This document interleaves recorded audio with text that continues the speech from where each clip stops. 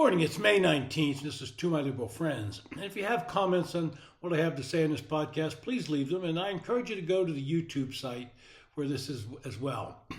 In the post-2024 election, Democrats have taken a stance on illegal immigrants that defies any logic. Poll after poll shows the American voting public ranked illegal immigration as one of the top issues in the election, and that's not changed since November. A strong majority of Americans support Donald Trump's effort to deport immigrants, particularly those with a criminal record. And we've seen the cost of immigration balloon to states that have become what is known as sanctuary states and cities. New York saw those costs keep rising, and citizens began to voice their opposition as they saw resources being spent on immigrants at the expense of their own needs. This problem is being repeated over and over again in states like California, New Jersey, and Illinois, Massachusetts.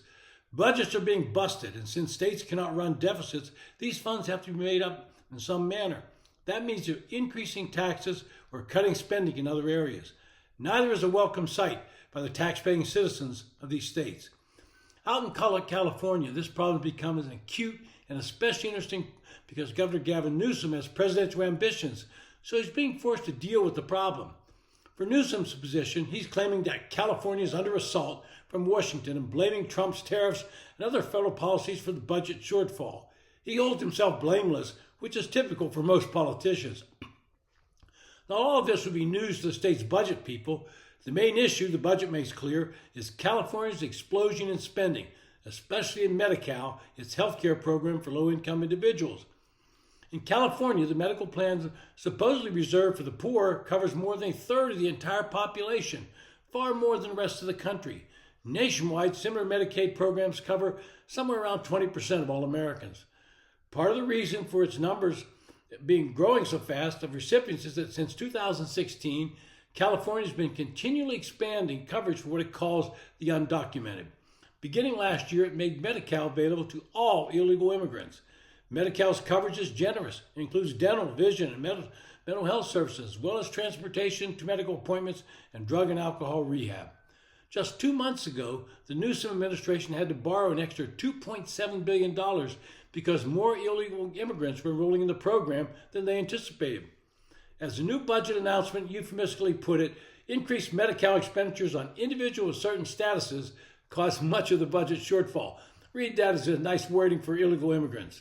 Newsom's been trying to moderate some of his positions as he reads the tea leaves of the electorate. His new budget proposal seeks to rein in Medi-Cal's growth by ending new illegal immigrants' enrollments. That's an easy promise to make, because if Trump keeps the border closed and charging users, there are not going to be as many. He's also going to charge users a small premium. As I mentioned, New York's facing a similar problem. Over 40% of New York's population is on the state's Medicaid programs, which has been growing illegal immigrant enrollment over the past decade. Last year, the Empire State expanded Medicaid access for illegal immigrants even further. The number of homelessness in New York City increased by half just last year, and almost all of the increase came from the influx of international migrants. New Jersey, too, has expanded Medicaid eligibility for illegal immigrants and is dealing with a rapid rise in homelessness. Again, the homelessness population is growing because of illegal immigrants. This might be one of the reasons that Donald Trump has a higher approval rating in the state than the current governor. I should point out that this fiscal mess is not simply relegated to those blue states. Since most of those immigrants are on some form of Medicaid in these states, the federal government picks up the vast majority of Medicaid costs. The taxpayers around the nation are, in effect, subsidizing the sanctuary policies of these liberal governors. And all these problems for blue states are directly affected by the current tax bill before Congress. Republicans are looking to make some changes in Medicaid, and Democrats are outraged. On the right of the caucus, they would like to change the formula of federal versus state shares. I doubt they're able to make that change. More importantly, they want to add some work requirements for able-bodied adults, with exceptions for those with dependent children and a few others. They would be required to work 20 hours in either a paying job or for some public service.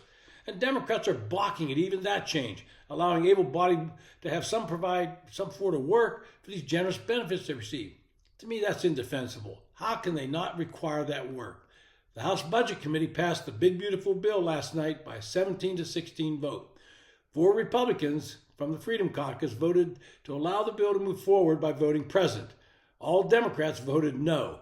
Congressman Chip Roy voted present because he felt there was some movement on the work requirements for those getting benefits, as well as speeding up the phase out of much of by Joe Biden's green energy tax breaks. The House Rules Committee will now take a bill up later this week and make any adjustments necessary due to negotiations ongoing within the Republican caucus. And Speaker Johnson remains hopeful to have the bill passed out of the House by the Memorial Day recess. I hope he's right, and we can finally start to put some sense in how Medicaid is abused around the country and put some of these people to work. They need to work. It's good for them and good for the country. This has been To My Liberal Friends. Thanks for listening.